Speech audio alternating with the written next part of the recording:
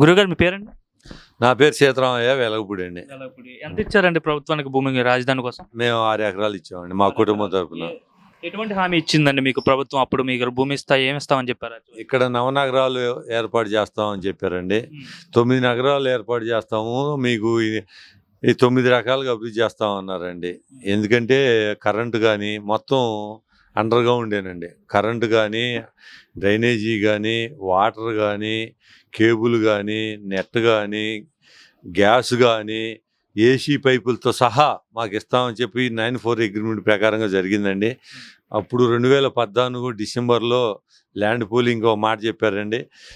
బాబు గారు అన్న మాట ప్రకారంగానే మేము ఆయన నమ్మి 34,500 ఎకరాలు 29,000 మంది రైతులు ఇచ్చామండి. రైతులు ఇచ్చిన తర్వాత మా రైతుల్లోనే కొంతమంది ఎన్జిటీలో పిటిషన్లు వేశారండి. పక్కన కృష్ణానది ఉంది, ఈడ కాలుష్యం అయిపోయింది, ఇదంతా వాటర్ కాలుష్యం అయిపోయింది అని ఒక అపోహ తెచ్చేసి 2 సంవత్సరాలు వేస్ట్ చేశారండి. అవన్నీ ఎన్జిటీలో పర్మిషన్ తీసుకొని అన్నీ చేసిన తర్వాత పనులు మొదలు పెట్టారండి.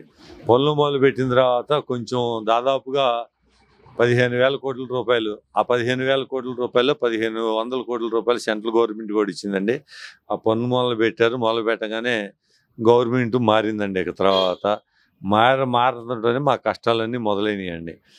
ఇదంతా ఇక ఈ అమరావతి అనేది ఒక ధ్వంసం అండి. ఇక పోసిన రోడ్లనేమో తోముకోవటం, అమ్ముకోవటం, పెద్ద పెద్ద వాటర్ పైపులనేమో కట్ట చేసి అమ్ముకోవటం, కంకర కానీ ఏదన్నా కానీ చేసేయటం, అమరావతి రైతుల మీదేమో విచక్షణారహితంగా కేసులు పెడతాము, భయభ్రాంతులు గురి చేయటం, బూటు కాళ్ళతోటి ఇళ్లలోకి వచ్చేసి రైతులని తీసుకెళ్ళటం.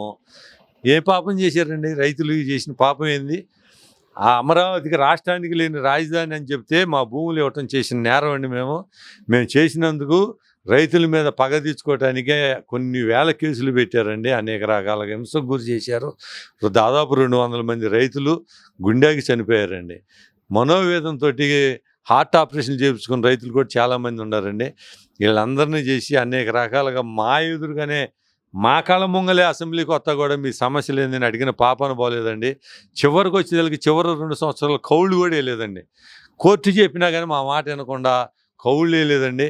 అమరావతిని నాశనం చేయాలని చెప్పి మేము ఇచ్చిన భూముల్లోనే మామూలుగా దాదాపుగా ఆర్ఫై జోన్ అనేది పెట్టేసి సెంటు భూములండి. మేము సెంటు భూములకి అనేది ఇవ్వలేదండి. ఇక్కడ బిల్డింగులు కట్టి ఏదన్నా కానీ మేము పేదవాళ్ళకి వ్యతిరేకం కాదండి.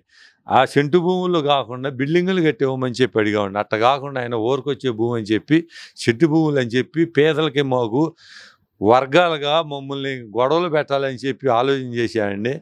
అవన్నీ చేయబట్టి ఆ పాపాలు మొత్తం బాబట్టే 152 సీట్లు ఆడాల 11 సీట్లకు వచ్చేసి ఇప్పుడు అనుభవిస్తున్నామండి. కూటమి ప్రభుత్వం వచ్చిన తర్వాత 2 సంవత్సరాలు కౌళ్ళు వేశారు. ఇదంతా అడవిగా చిట్టడుగు ఉండదానివల్ల కంపంతా పీకేసేసి ఇప్పుడే దాదాపుగా 64,000 కోట్ల రూపాయలకి టెండర్లు వేశారు.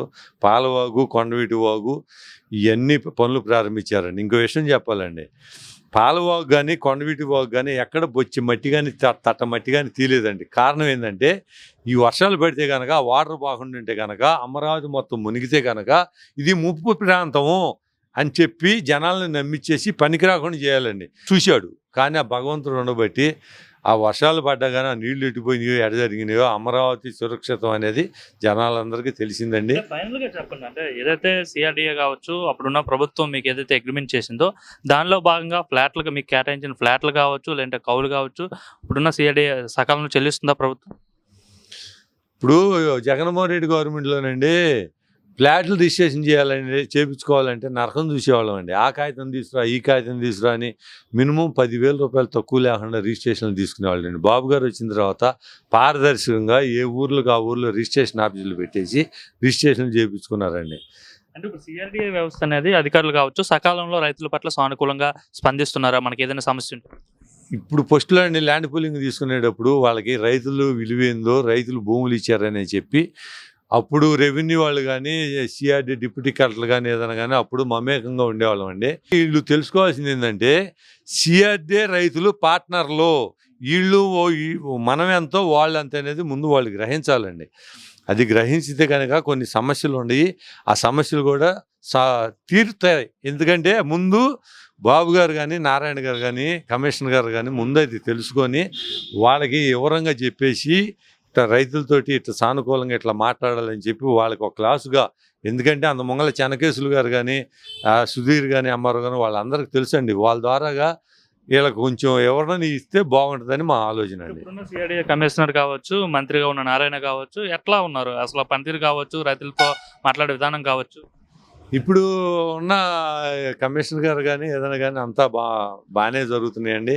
రైతులతో మమేకంగా నారాయణ గారు కూడా అడిగినట్టు కూడా సక్రంగా ఆయన గారు కూడా సమాధానం చెబుతున్నాడు. ఆయన వర్కర్ అండి చెప్పాలంటే. నారాయణ గారు నేను ఎందుకంటే ఉదాహరణకి మా వెలగపూడిలో సచివాలయం కట్టేటప్పుడు అర్ధరాత్రి కూడా వచ్చేవాడండి. నేను చూసేవాడిని.